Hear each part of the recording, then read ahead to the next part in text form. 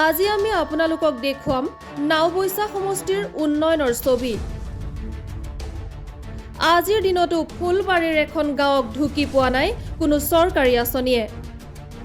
নাই বিদ্যুৎ সেৱা, নাই বিশুদ্ধ খোৱা পানী, নাই কোনো শৌচালয়ৰ ব্যৱস্থা। বিদ্যুতৰ পোহৰৰ পৰা বঞ্চিত হৈ ছাত্ৰ ছাত্ৰীয়ে পঢ়িবলগীয়া হৈছে লেমৰ পোহৰত অথবা টৰ্চৰ পোহৰত। এতিয়া প্ৰশ্ন হয়, কেতিয়া পাব এইসকলে চৰকাৰে ঢাক ঢোল বজাই থকা চৰকাৰী আঁচনিসমূহৰ সুবিধা? চাওক আমাৰ এই প্ৰতিবেদন। আমি আজি দেখুৱাবলৈ ওলাইছোঁ আপোনালোকক বিকশিত ভাৰতৰ এখন পয়ালগা ছবি। আমি বৰ্তমান উপস্থিত আছোঁ নাওবৈচা সমষ্টিৰ অন্তৰ্গত ফুলবাৰী গাঁও পঞ্চায়তৰ এটি চুবুৰীত। কিয়নো এই চুবুৰীটো আজিলৈকে নেদেখিলে উন্নয়নৰ কোনো মুখ নাই, তেওঁলোকৰ কোনো বিজুলী বাতিৰ যোগান নাই, তেওঁলোকৰ কোনো খোৱা পানী। মোৰ লগত আছে স্থানীয় ৰাইজসকল, আমি তেখেতৰ পৰা কিছু জানিবলৈ চেষ্টা কৰিম। মোৰ সতীৰ্থ সম্পূৰ্ণ দেখুৱাব চেষ্টা কৰিছোঁ। আছে কেৱল মাত্ৰ চৰকাৰৰ আশ্বাস আৰু তাৰ বাহিৰে এতিয়া এইসকল জনতাই ভোগ কৰিব লাগিছে দুৰ্ভোগ সদায়। পঢ়া ল'ৰা ছোৱালীয়েও কেৱল মাত্ৰ এটি চাকিৰ পোহৰত বা এটি ছ'লাৰ ছিষ্টেমৰ লাইটৰ পোহৰত কেৱল মাত্ৰ পাঠদান কৰি আহিছে এইসকল ব্যক্তিয়ে। সেই সময়তে এতিয়া দেখা পোৱা গৈছে এইসকল ছাত্ৰ ছাত্ৰী আৰু এইসকল জনসাধাৰণে এতিয়া এন্ধাৰৰ মাজতো দিন কটাবলগীয়া হৈছে। যিহেতু অসম অৰুণাচল সীমান্তৱৰ্তী এইখন ফুলবাৰী অঞ্চলত বিভিন্ন সময়ত বিভিন্ন বনৰীয়া জীৱ জন্তু আহি উপদ্ৰৱ চলাই আহিছে যদিও কিন্তু এইসকল দুখীয়া দৰিদ্ৰৰ কথা আজিলৈকে চিন্তা কৰিবলৈ সময় নাপালে APDSৰ নাওবৈচা সংমণ্ডলে। মোৰ লগত আছে এজন জ্যেষ্ঠ ব্যক্তি, আমি তেখেতৰ পৰা অকণমান জানিবলৈ চেষ্টা কৰিম। কিমান বছৰৰ পৰা আপোনালোকে এনেদৰে এন্ধাৰৰ মাজত ডুব গৈ আছে? অন্ধাৰৰ মাজত আমি এতিয়া এই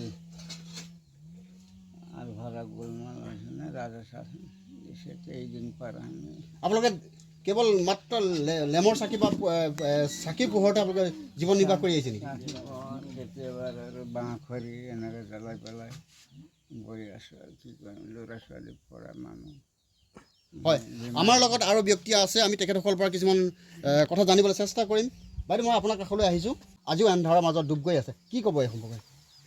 এখন এতিয়া কি ক'ম, এতিয়া চৰকাৰী ঘৰ এটা নাই, আজিলৈকে চৰকাৰী লেট্ৰিন এটা নাই, অৰুণোদয় আঁচনি পোৱাই নাই, তাৰপৰা এইফালে বিজুলী একো হেৰিয়ে নাই।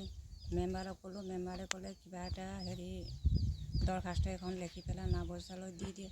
তেতিয়া দি দিলোঁ, আজিলৈকে একো খা খবৰ নাই। চাবলৈ আহিম বুলি ক'লে, অহাই নাই। আপোনালোকৰ যিসকল ছাত্ৰ ছাত্ৰী, সেই ছাত্ৰ ছাত্ৰী কেনেদৰে পঢ়া শুনা কৰে? ছাত্ৰ ছাত্ৰী এতিয়া ডিজেলৰ সহায়ত পঢ়া শুনা কৰি আছে। যিটো কেৰাচিন তেল এতিয়া বন্ধ হৈ গ'ল, কেৰাচিন তেলটো বন্ধ হৈ গ'ল। ৰাতি আপোনালোকে কেনেকৈ যিহেতু অসম অৰুণাচল এখন পাহাৰীয়া অঞ্চল, এই অঞ্চলত যিহেতু বিভিন্ন সময়ত বনৰীয়া হিংসুক জন্তুসকল ইয়াত উপদ্ৰৱ চলাই থাকে, সেই সময়ত আমি জুই চুই জ্বলাই পেলাই এতিয়া থাকিছোঁ তেনেকুৱাই আৰু। গাঁওখনত কিমান ঘৰ ব্যক্তি আছে আপোনালোকে? আমি 3 ঘৰ আছোঁ। 3 ঘৰ। হয়, আপোনালোকে ফুলবাৰী পঞ্চায়তৰ লগত যোগাযোগ কৰিছে? যোগাযোগ কৰিছিলোঁ। বিদ্যুৎ সংমণ্ডলৰ লগত যোগাযোগ কৰিছে? কৰিছিলোঁ। তেখেতসকলে কি আশ্বাস দিছিলে? তেখেতসকলে আশা দেখিলে আমি এবাৰ চাবলৈ যাম, তাৰপৰা চাই মেলিহে আমাৰ লাইনৰ হেৰিটো হ'ব বুলি কৈছিলে। আজিলৈকে কোটা চাবলৈ অহা নাই আৰু উপায়ো দিয়া নাই।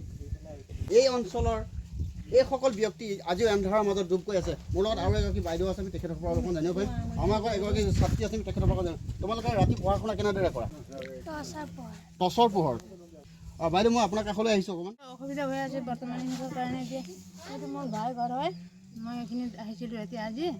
তেনেকুৱা এতিয়া এনেকুৱা দিনতে এনেকুৱাতে কটাই আছে সিহঁতে দিনটো, এনেকুৱা অসুবিধা। এতিয়া পঢ়া শুনা এতিয়া পোহৰ নাই, ইমান অসুবিধাতে বহি আছে। হ'লেও সিহঁতে কৰিছে, দৰখাস্ত দিছে যদিও সিহঁতক গুৰুত্ব দিয়া নাই আজিলৈকে। এনেকুৱা অসুবিধাতে এতিয়া চলি আছে বৰ্তমান আজিলৈকে। আমাৰ মাজত আছে এই অঞ্চলৰ এজন সচেতন যুৱক, আমি তেখেতৰ পৰা অকণমান জানিবলৈ চেষ্টা কৰিম। আপোনালোকে দেখিছেই, এতিয়া ভাৰত স্বাধীন হোৱা আজি ইমান বছৰ হ'ল, তথাপিও আজিলৈকে এইটো চুবুৰীয়ে কাৰেণ্টৰ মুখ দেখা নাই, চৰকাৰী একো আঁচনি সা সুবিধা পোৱা নাই, তেওঁলোকে ঘৰ পোৱা নাই, লেট্ৰিন পোৱা নাই, আৰু দেখিছে পানী যোগানো পোৱা নাই।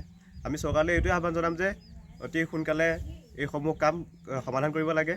ফুলবাৰী গাঁও পঞ্চায়তৰ 2-3 বাৰ তেওঁলোকে খবৰো কৰিছে, কাগজো দিছে বিদ্যুৎ যোগান আঁচনিলৈ, কিন্তু এতিয়ালৈকে এইখিনি কাম কৰা নাই।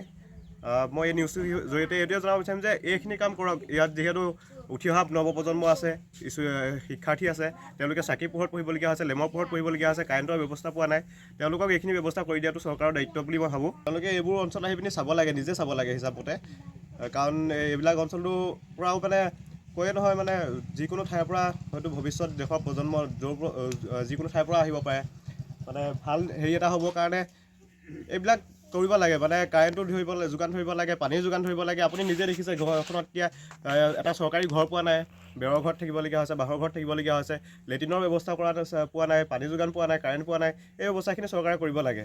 হয়, আচলতে এয়া আচলতে ফপোলা স্বৰূপ, অসম চৰকাৰৰ আচলতে ফপোলা স্বৰূপটো আমি আপোনালোকৰ মাজত দেখুৱাবলৈ চেষ্টা কৰিছোঁ। চাওক, আজিৰ যুগতো এনেদৰে আন্ধাৰৰ মাজত জীৱন কটাবলগীয়া হৈছে এইসকল দুৰ্ভগীয়া ব্যক্তিয়ে।